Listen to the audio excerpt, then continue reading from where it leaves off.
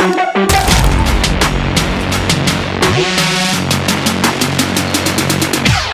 go feed the monkeys! Go feed the monkeys! Go over there! Go over there and they'll stand on you. Go over! No!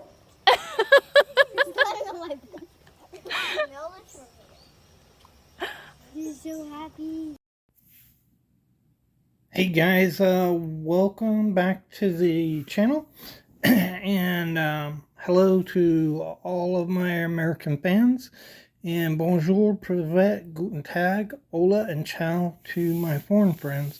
Today we're going to be talking about this cool knife right here. Isn't that a pretty knife? So you got a brass lanyard there, not lanyard, bail. Rosewood scales, brass pins. I believe those are probably carbon steel liners and nickel silver bolsters on this knife. Single blade, 3 5/8 inches. Nice. And this knife is in incredible shape. So you see a crown with a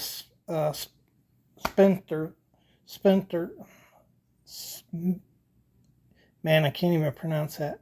A Arabian sword, and on the back, Ern. So this is a C. Carl Frederick Ern knife, made in Germany in Solingen. Actually, a little outside of Solingen, and this is in fantastic shape. So I would say this is probably pre-World War II, based upon the pins. And because there's no German on here, certainly this knife could have been made in the 1890s, but I doubt it. So usually knives made in the 1890s, they have smaller pins. These are pretty big pins, and you notice they're all the same size. And so that's something that came a little bit later in the 20th century, probably after the 1920s. And so I don't think this knife is that old. It's just in fantastic condition. And so why wouldn't it have Germany on it? Well, this knife was produced for domestic consumption in Germany, and so they didn't have to put the Solingen or Germany on the knife because it was made for domestic consumption. And so that was only required if you were exporting. And so this knife is probably a bring back, or somebody who immigrated into the United States. But so Frederick Ern,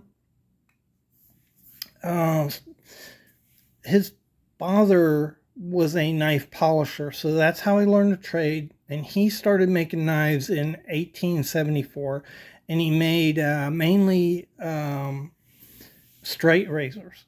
So finding Ern knives like this is kind of rare. You don't see a lot of Frederick Ern's knives. They pop up in the United States every now and then, but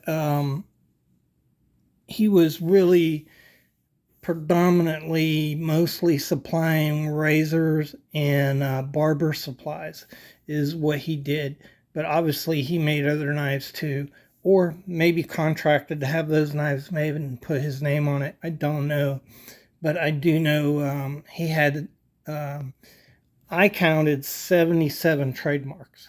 So there are a tremendous amount of trademarks, and the reason for that was, Ern exported, and so he had trademarks like King George for England and McGregor, and so in the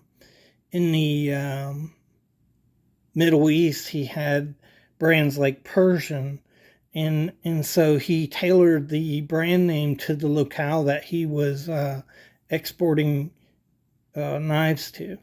And then also, he just sold knives as Ern. And that this is one of his oldest, and longest lasting trademarks right there. So that was kind of his main trademark with Ern on the back of it. But there were a number of different Erns, and so you want to see that Ern marked with that trademark right there for it to be a C. Frederick Ern knife. There were several other ones. There were at least 3 other Erns that sold knives under different trademarks. And so just a little cool history on the knife. And I got this new coin, Audentes Fortuna Uvat. Fortune favors the bold. Rawr. I like that. Fortune favors the bold. That kind of fits me to a T. So I love these little coins that have the Latin phrases on them. Latin wisdom is kind of like right to the point, right? No batting around the bush there. They get right to the point, and I really like them. So I hope you enjoyed the video, and I appreciate y'all for watching and supporting the channel. If you'd like to see more content like this, go ahead and subscribe. And thanks again.